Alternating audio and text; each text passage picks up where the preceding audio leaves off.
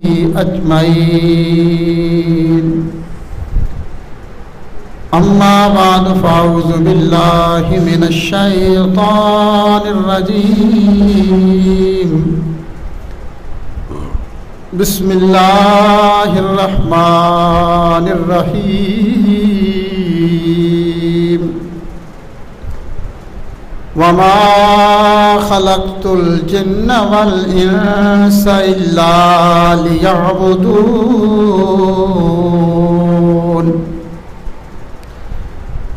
सदक़ल्लाहुल अज़ीम व सदक़ रसूलुहुन नबियुल करीमुल अमीन।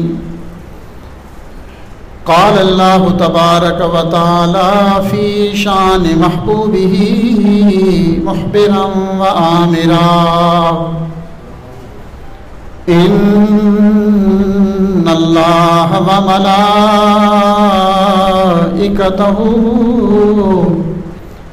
युसल्लूना अलन नबी या अय्युहल्लज़ीना आमनू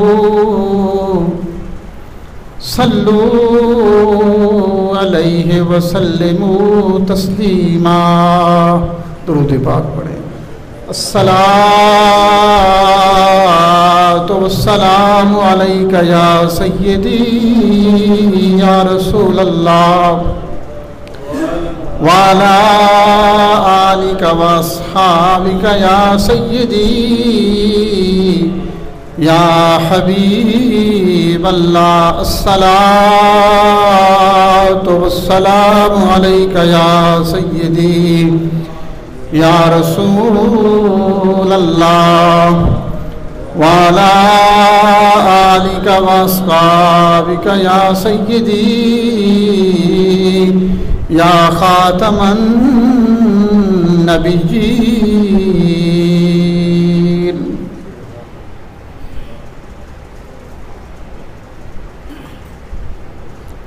हम्दो सना के बाद दुआ है, रब्बे ज़ुल जलाल मुझे हक़ कहने की, आपको सुनकर हम सबको इस पे अमल की तौफ़ीक़ अता फ़रमाए।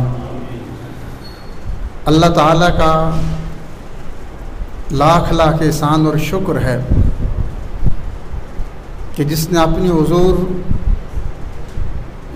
नमाज़ जुम्मतुल मुबारक की अदायगी के लिए अपनी हुज़ूर मस्जिद में आने की सआदत नसीब फरमाई है। परवरदिगार आलम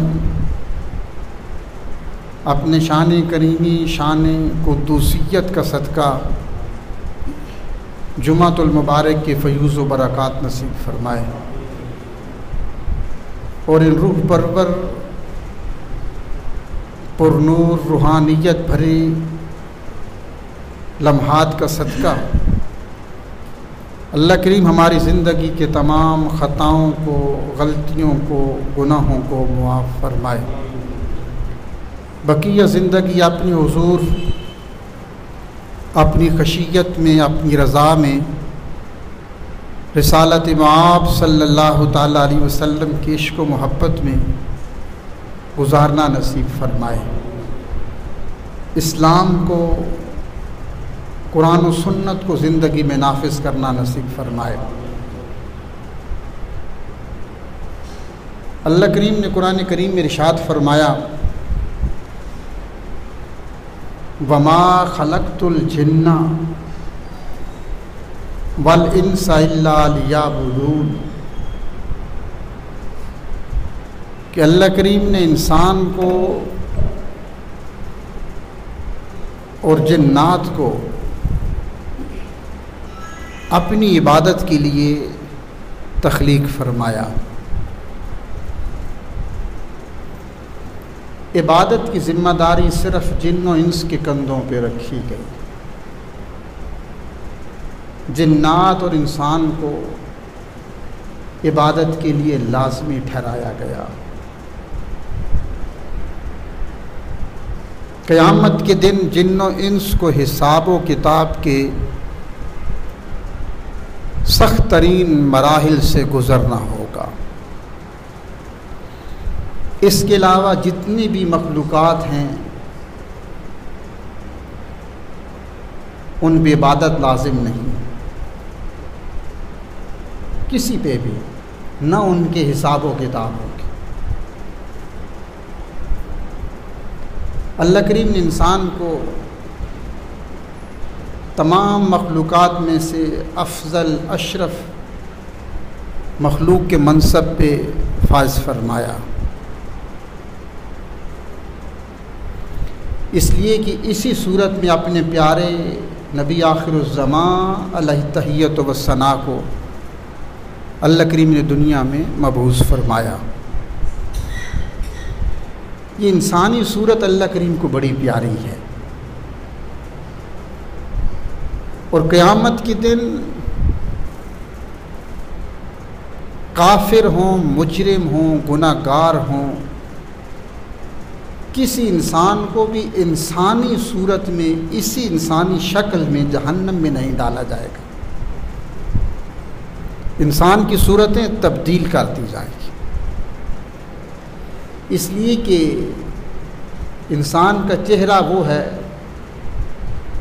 कि अल्लाह फरमाता है कि मैं इसी चेहरे से इंसान को नज़र आता हूँ। इसी से हुज़ूर ने फरमाया इज़ा रुऊ ज़ुकिरल्लाह औ कमा क़ाल सल्लल्लाहु अलैहि वसल्लम, अल्लाह का ख़ास बंदा देखना चाहो तो वो है कि जिसके चेहरे पे नज़र पड़े खुदा याद आ जाए। तमाम मखलूक़ात में से सबसे बेहतर हसीन तरीन जो सूरत थी इंसान की, शक्ल इंसानी की, ये अल्लाह करीम को पसंद आई और इसी में अल्लाह करीम ने हुजूर को मबूस फरमा दिया। इसलिए कोई भी चाहे काफिर हो, मुजरिम हो, गुनाहगार हो, मुल्ज़िम हो, इंसानी शक्ल में जहन्नम में नहीं डाला जाएगा। इसलिए हुक्म है ना कि अगर कोई बच्चा, कोई शागिर्द, कोई तुम्हारा मातहत कोई नाफरमानी कर दे, गलती कर दे, तुम्हारी बात ना माने, तो कभी उसके चेहरे पे थप्पड़ ना मारना, जो गुनाह होता है, चेहरे पे थप्पड़ मारना। वालेकुम सलाम। इसलिए अल्लाह करीम को ये इंसानी सूरत इतनी पसंद आती है। आप जाएं दाता साहब के बाहर तो लिखा है एक शेर, गंज बख्श फैज़ आलम मज़हर नूर खुदा। ये इंसान की ज़ात जो है, इंसान का चेहरा, इंसानी शक्ल व सूरत, ये मज़हर ज़ात मज़हर नूर खुदा है। इससे अल्लाह करीम के नूर का इज़हार होता है। इसी सूरत से अल्लाह करीम नज़र आते हैं। तो अल्लाह करीम ने इंसान को इबादत के लिए लाजिम करा दिया। अब हज़रत अबू अली रहमतुल्लाह ताला अलैह फरमाते हैं कि इंसान जितना भी ज़्यादा ज़ुहद व तक़वा इख्तियार करता है, इबादत जितनी ज़्यादा करता है, अल्लाह करीम इतना ही ज़्यादा उस पर अपनी नवाज़िशात, इनामात व इकराम उसको अता फरमाते हैं। अब एक इंसान है कि वो जितना शुक्र अल्लाह का अदा करे, अगर किसी नेमत पे अदा करेगा उसकी नेमतों में इजाफा कर दिया जाएगा। अगर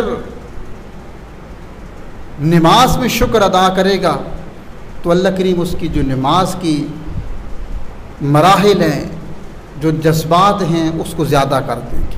एक शौक़ बढ़ता चला जाएगा नमाज का। मसलन इंसान नमाज पढ़े तो कहे कि या अल्लाह तेरा शुक्र है कि तूने मुझे तौफीक दी, मैंने नमाज पढ़ ली।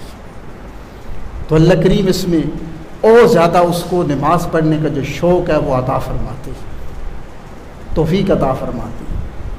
और इंसान अगर रिज़्क़ खाता है, खाना खाने के बाद अल्लाह का शुक्र अदा करे, तो हुज़ूर फरमाते हैं अल्लाह करीम उसके लिए उसी वक्त पहले से ज़्यादा रिज़्क़ लिख देते हैं।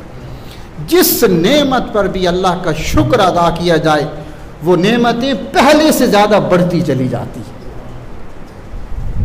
इंसान एक नाशुक्रा है। जितनी ज़्यादा आप इबादत करते चले जाएंगे और इस सिलसिले को वसी करेंगे, इतना ही रिस्क और दुनिया की इज्जतें बढ़ती चली जाएंगी। अब देखिए ना, रिस्क इंसान, इसमें बरकत होती है। हुजूर ने फरमाया कि इंसान पैदा हुआ, माँ की शिकम में अभी 40 दिन का था, तो उसका पैदा होने से लेकर ता दमे विसाल मरने तक उसका रिस्क लिख दिया जाता है। अब वो हलाल तरीके से कमाए फिर भी वही मिलेगा, हराम तरीके से कमाए, चोरी करे, डकैती करे, धोखा करे, रिस्क वही मिलेगा जो लिखा जा चुका है। लेकिन होगा क्या, जो माल नाजायज़ तरीके से कमाया उससे बरकतें उठा ली जाती है। जो जायज़ तरीके से कमाया, अगर कमाने वाला एक था तो 10 पे पूरा हो जाएगा। हराम तरीके से अगर 10 कमाने वाले हुए तो एक बार भी पूरा नहीं है। एक अल्लाह के वली थे, वो खड़े होकर ये जिक्र कर रहे थे कि हलाल तरीके से कमाने से रिस्क में बरकत आती है, बढ़ जाता है। एक शख्स खड़ा हो गया, उसने कहा ये कौन सी बात कर दी, क्या अगर 10 रोटियां थी तो वो 11 हो जाएंगी, गल्ले के 10 बोरियां दी तो 12 हो जाएंगी, वही पड़ी आप जितनी भी इबादत कर लें। तो आपने उसको बड़ी एक उम्दा मिसाल समझाई। उसने कहा मैं बरकत को नहीं मानता, ये बरकत क्या होती है। इबादत अपनी जगह भी है, नमाज अपनी जगह भी है, दुआएं अपनी जगह भी हैं, रिस्क अपनी जगह भी है, माल जो पड़ा है वो पड़ा है। तो बरकत के फ़लसफ़े को वो नहीं मानता था। तो आपने उसको बड़ी उम्दा मिसाल से समझाया। आपने फरमाया बेटा मेरी बात सुनो, कुत्ते को और बकरी को देखा है। तो उसने कहा देखा है, ये आम जानवर हैं, हर किसी के घर में है, कुत्ता भी है बकरी भी है। तो आपने फरमाया कि कभी देखा है कुतिया को जब बच्चे को जन्म देती है तो 10-12 बच्चे जनती है, और बकरी को देखा है जब भी बच्चे को जन्म देती है तो 2-3 बकरे ज़्यादा से ज़्यादा बच्चे जन्म देगी। फिर जो बकरी होती है, बकरे होते हैं, दुनिया में एक दिन में लाखों की तादाद में ज़िबा होते हैं, कुर्बानी होती है, ज़िबा होती हैं, लेकिन उनकी तादाद कुत्तों से दुनिया में ज़्यादा है।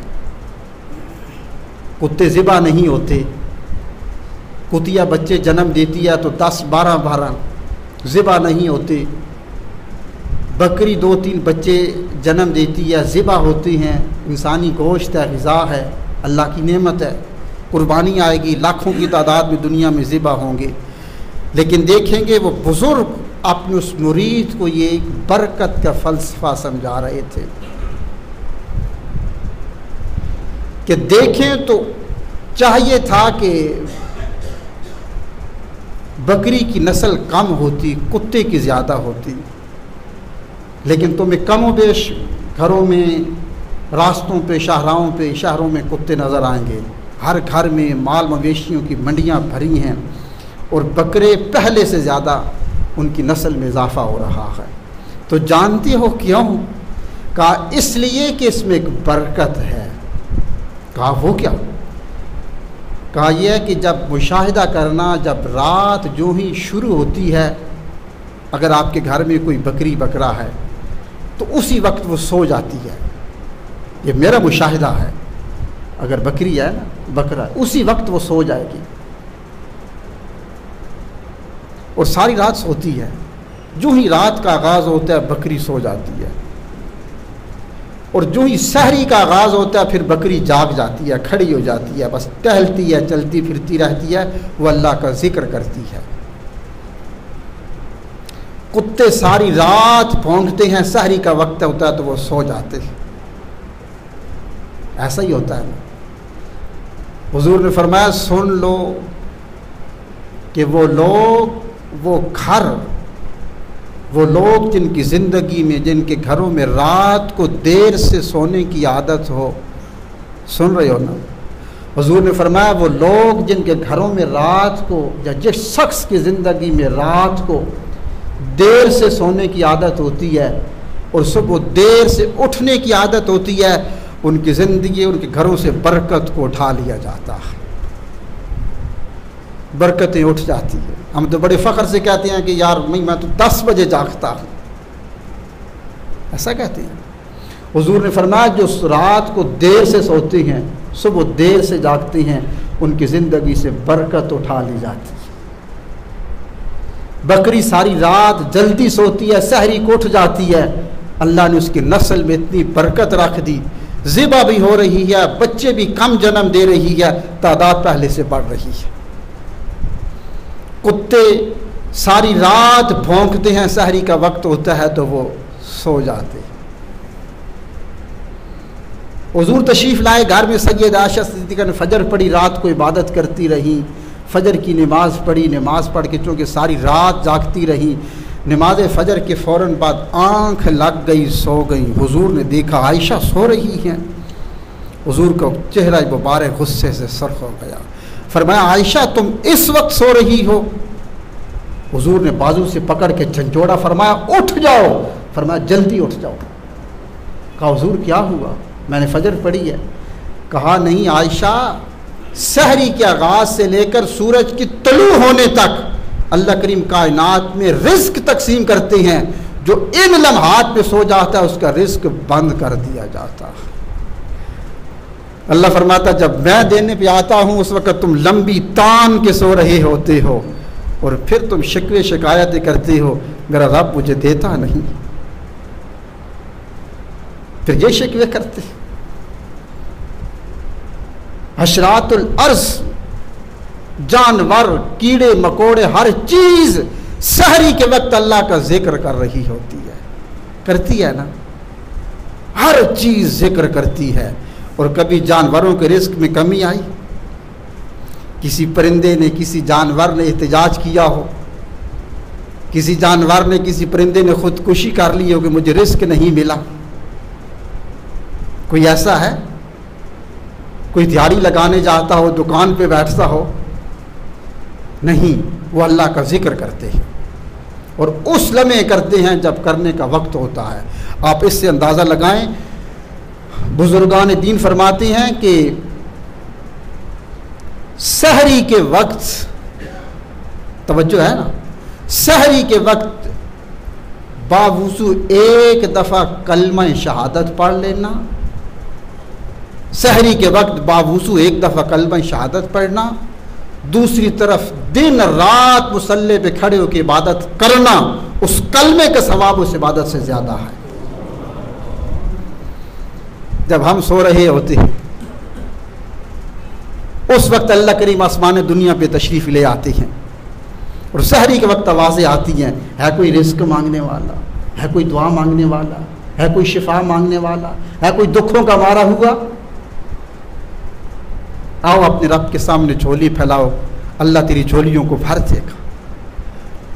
सारी कायनात की मखलूकात, जानवर, परिंदे दरिंदे, हर चीज़ उस वक्त उठ के अल्लाह का जिक्र कर रही होती है।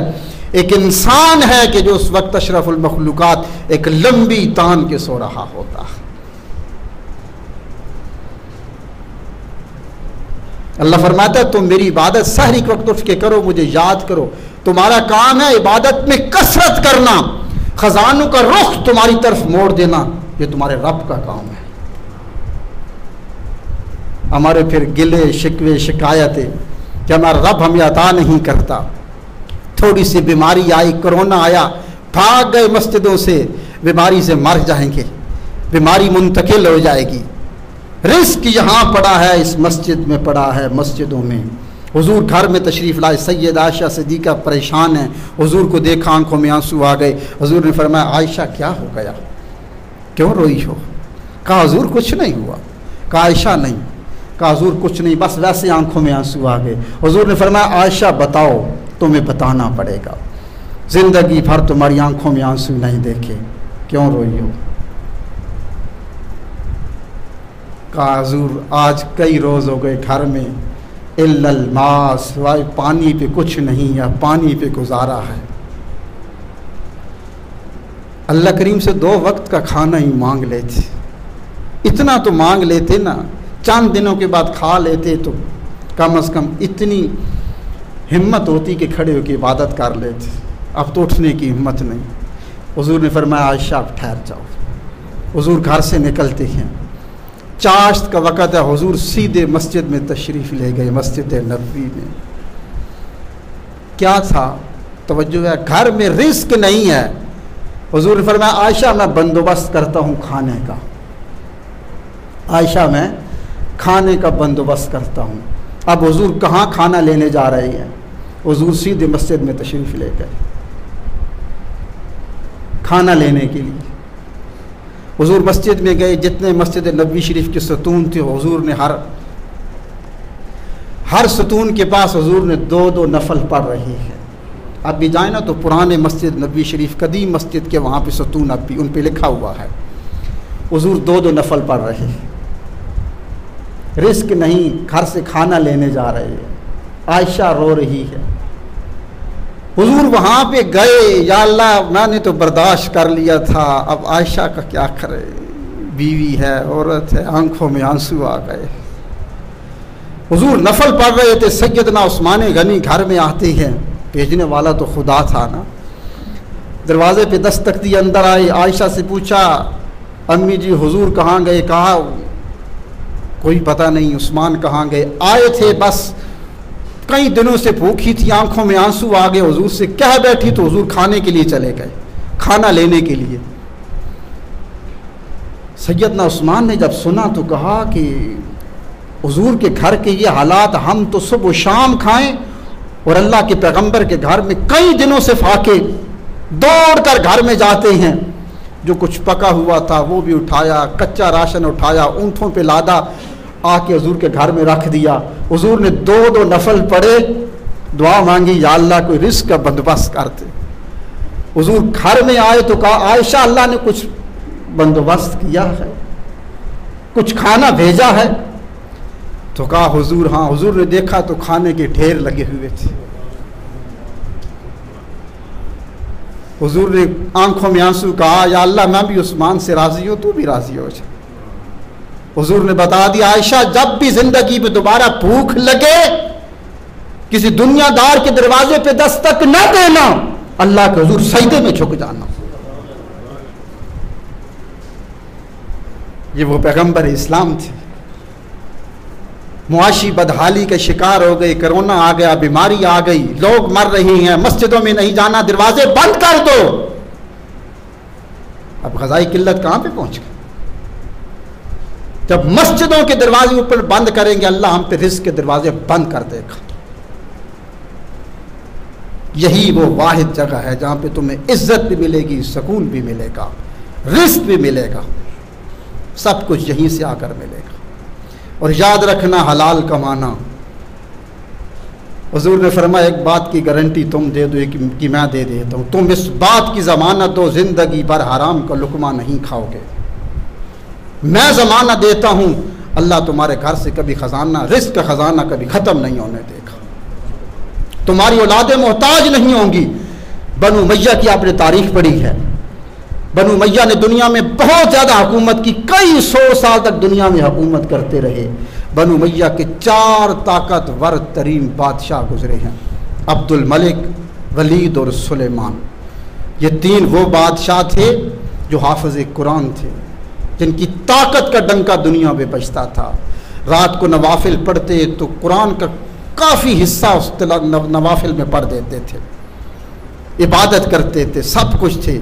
लेकिन जितना माल कमाया वो सब हराम का था, जुल्म का था, सूद का था। ये 4 ताकतवर तरीन बादशाह दुनिया में माल और दौलत के ढेर छोड़ कर गए। आधी सल्तनत अपनी औलाद के लिए खजाने छोड़ कर गए, सोने के ढेर पड़े हुए थे। लोगों ने देखा ये वही 4 वो इन तीनों बादशाह की जो औलाद थी, इनकी औलाद कूफे के चौक पर खड़े होकर लोगों से मांगती थी, मोहताज हो गई थी, इसलिए कि वालिदैन ने हराम कमाया था।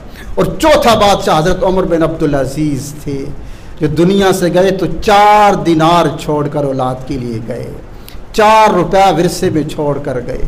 लोगों ने देखा कि इनकी औलाद जो थी हरम काबा के बाहर ऊँटों को सदका करते हुए देखा था, गरीबों के अंदर माल बांटते हुए देखा था। हलाल कमाया तो बरकत हो गई, उन्होंने हराम कमाया तो सब कुछ खत्म हो गया। अल्लाह करीम अमल की तौफीक अता फरमाए, सुन्नतें अता फरमाए।